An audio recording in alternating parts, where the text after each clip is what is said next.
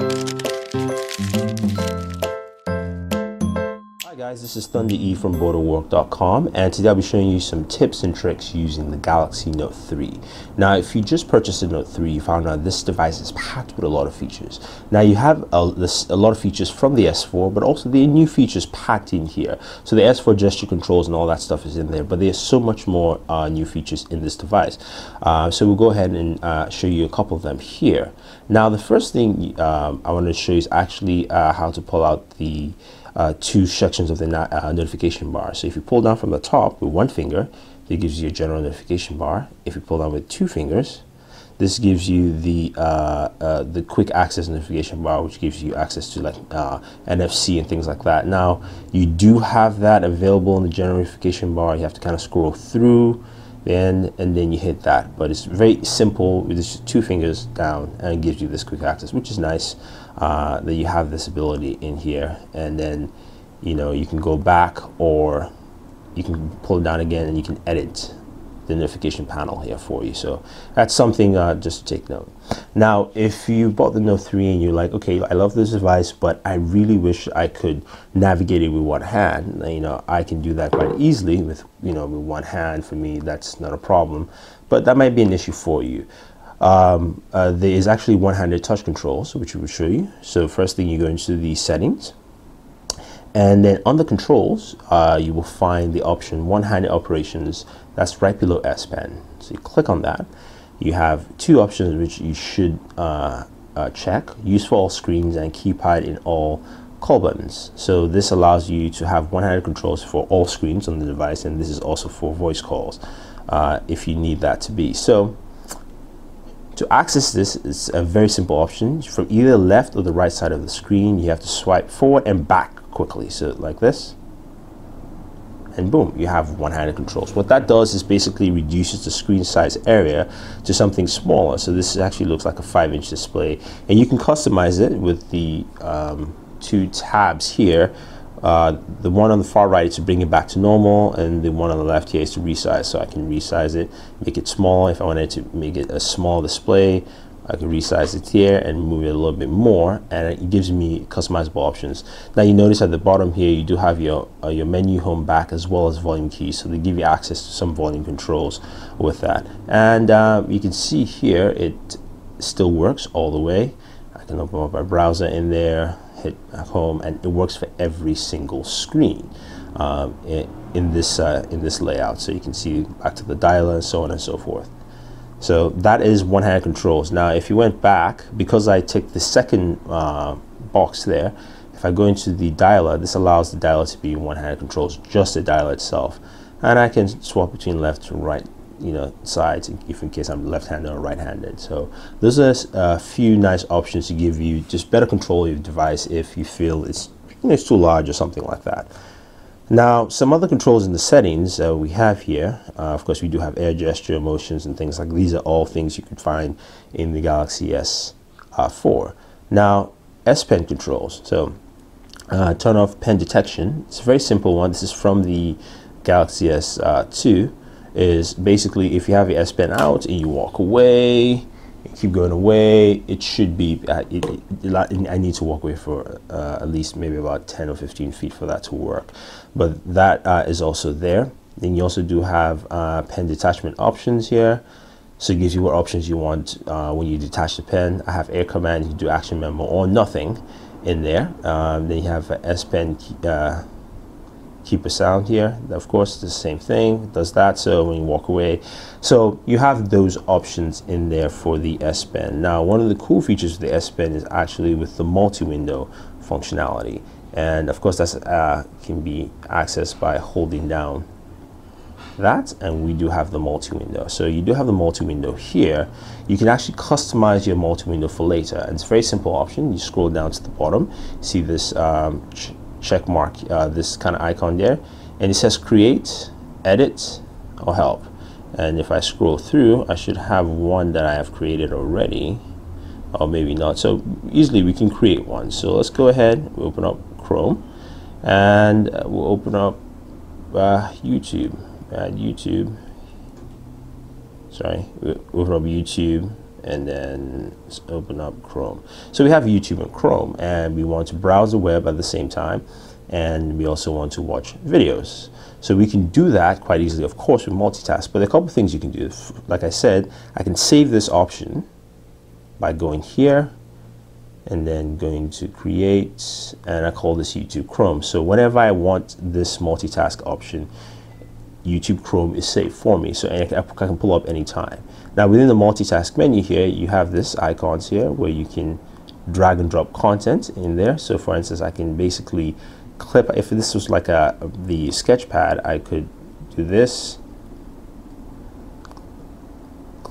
drag content down and drop, but I can't do that with this, of course. Or I can switch windows either way I want, and then I can also switch around content. So for instance, I did that, then I brought in the gallery here, switch from the gallery, and then I brought in Scratchbook, which I just set up for the first time, so skip Scratchbook. I brought in, say, Maps in here.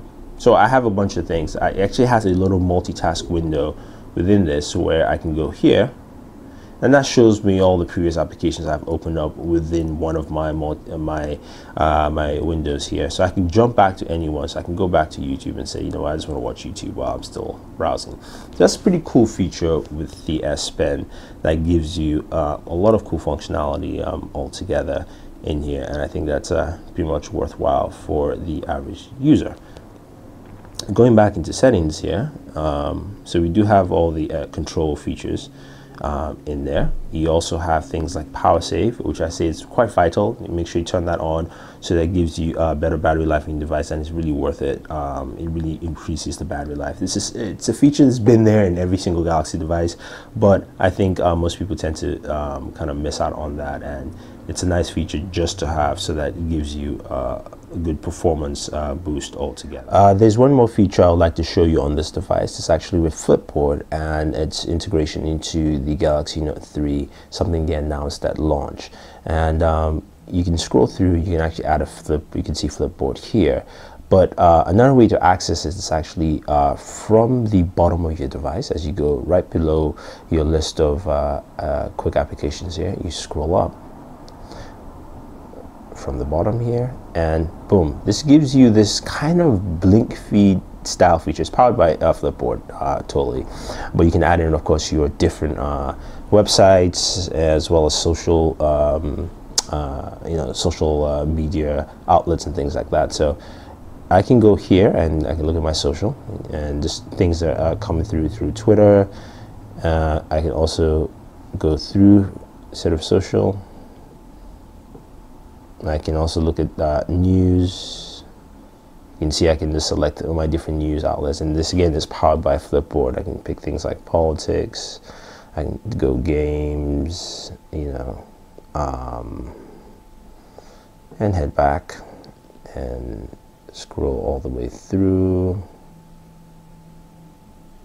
and you can see there it's kind of like blink feed in a sense, and it gives you that ability to go through different aspects of your device, enjoy your device whichever way you see fit, and so on and so forth. So you can jump out of there and head over. So another feature is within the lock screen, which we're going to show you, and let's head over to the lock screen first, and we'll show you some of the lock screen features. So that's on the devices, and we go into lock screen. So you do have the ability to set up multiple widgets, and by turning that on and off, you can also customize the clock widgets in there. Now, this widgets is some things you find with the update to Android 4.3. It's been with stock Android. You also have personal messages, so we can go in here, edit the personal message device. It's called Thunder 2T. You can change that to whatever you want and customize that. It's a quick, easy way to actually do that.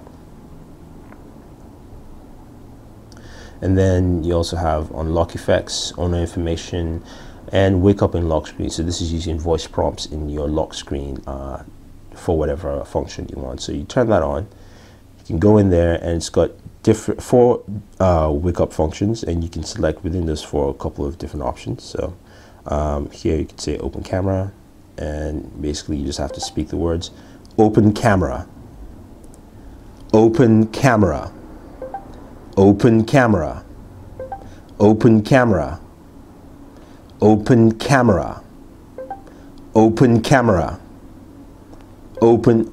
There we go.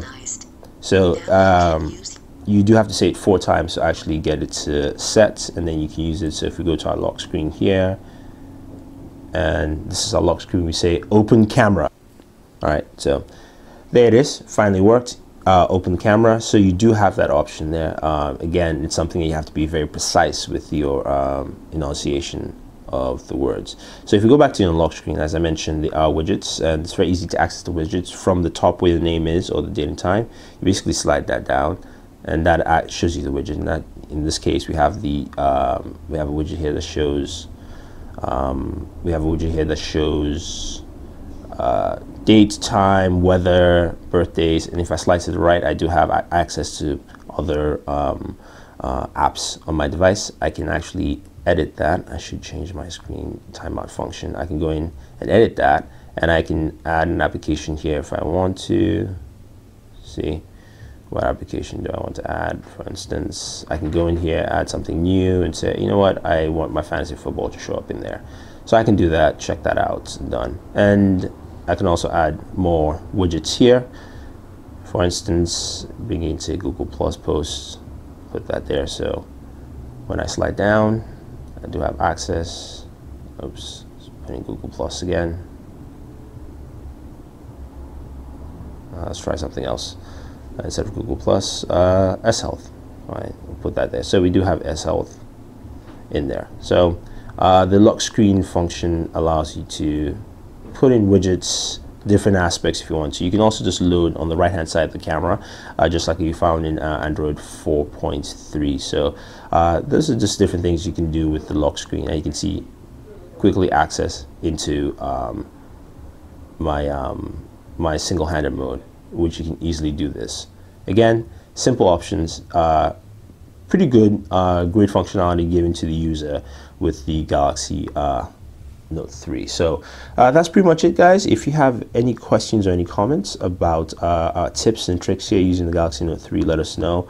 If there's anything you want to know specifically about the device, we can definitely show that to you.